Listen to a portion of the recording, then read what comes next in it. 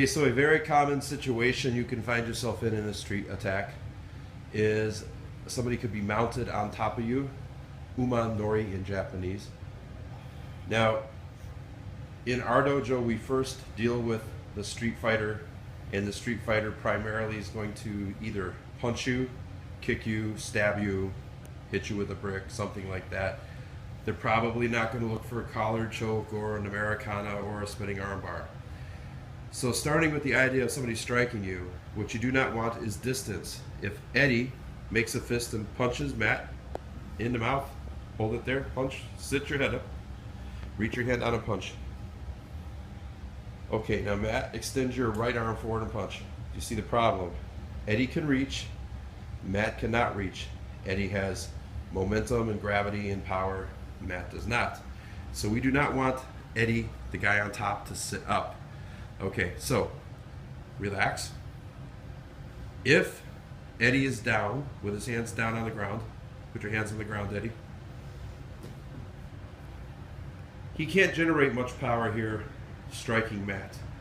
It's all arm power, which is not enough. So if he tries to punch Matt with his left hand, Matt will just turn his head and lift your head up to his chest and try to grab him and hold him there. And these shots, you don't want to get hit at all, but these rabbit punches to the back of the head are something you can temporarily take in this bad situation before you can control the arm. Okay, relax. You do not want him to sit up and punch you. So go back down. So he's going to train, go back down. He's going to train that as soon as Eddie sits up, Matt is going to sit up, reach up and grab a hold of his collars. Go ahead, sit up. He grabs his collars. Now, using the power of his legs, he's going to hip thrust and pull. This forces Eddie to either slam his face into the ground or put his hands out. When he does, Matt's going to hug him and suck up that distance. Just hug first. So when Eddie tries to sit up here, Matt's going to stay stuck to him. He's not going to let him get that space again. Next, Matt wants to put Eddie's hips on his hips. So he's going to reach, stay right there, and he's going to walk himself up and wiggle until he gets his hips on his hips. From this position, he's going to wrap his arm in katamaki, single wrap. Important so that the hand, which is under Matt's arm, can't reach out to brace himself. He's going to also grab his leg with his foot, making it difficult for him to stick his leg out to brace himself. Now he's going to get what's called kuzushi. He's going to break his balance by lifting his hips lifting his hips high. This offsets him and breaks his balance. He's then going to reach far with his hand and throw him over in a laying down version of an osoto throw. From there, Eddie is going to wrap his legs around and also wrap his arms around Matt. And there's a variety of ways that he can do that, but his idea is he wants to hold Matt down so Matt doesn't get up and punch him in the face now. Matt's going to break the hold by pushing Eddie's face sideways, and then he's going to start looking for his elbows. Put your head down, Matt. He's going to press his elbows down to the ground to try to stop Eddie from hitting him. And he's hiding his face. Matt's going to then jump up on 2 feet. Eddie's going to try to keep his guard crossed. I'm going to change positions here. And then Matt's going to lift his head straight up. Lift your shoulders up higher.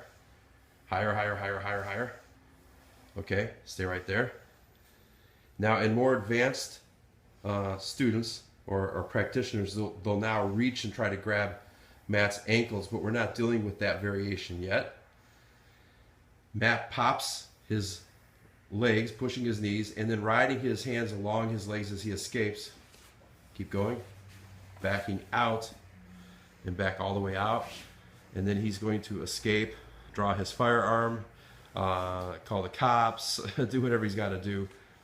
But in basic Ninpo philosophy, you're not going to pass the guard and then try to mount the person and submit him from the ground. We do that in training sometimes just so that we have good grapplers to grapple against, but in application we wouldn't do that. So let's see you guys do the whole thing smoothly without my instruction. So do it again. Step by step. So Matt, you're on your back. Eddie's on top. We're going to repeat. Nice and slow. Go.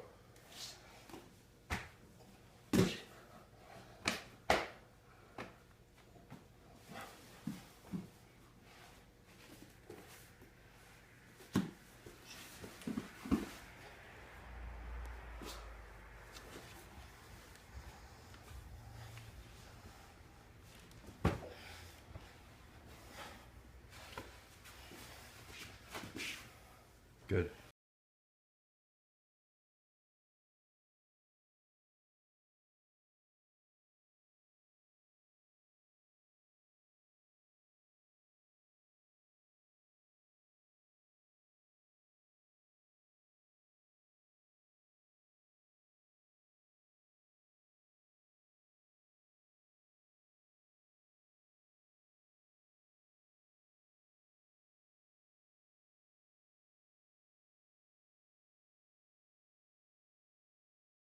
So phase 2 of this drill is against the knife, and it's teaching the awareness of the weapon hand.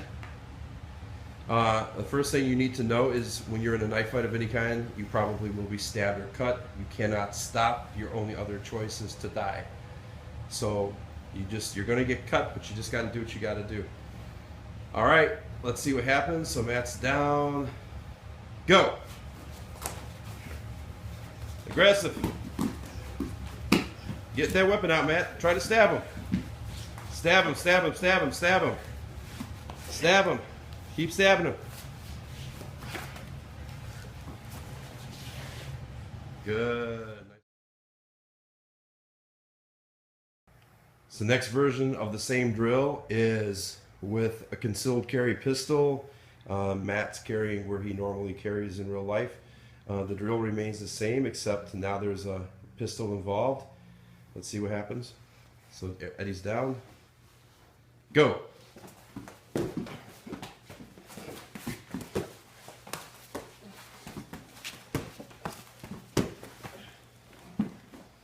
get sloppy. That was a little sloppy.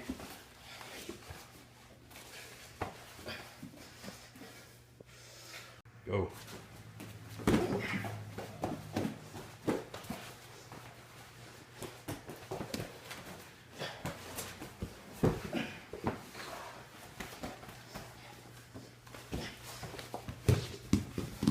Uh-oh.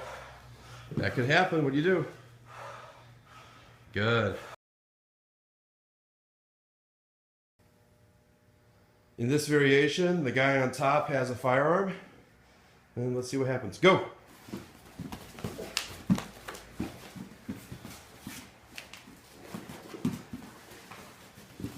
Hold that weapon hand.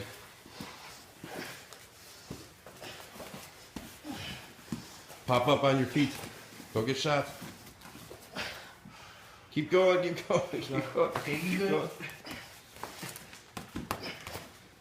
Pass the guard, pass the guard. In this case, you got to get on top, pass his guard. Keep going, fight for that weapon. Kneel on it, keep going, keep going. Right, stay right there. What's going on? Okay, you're kneeling on the weapon hand. Okay, good, good, good.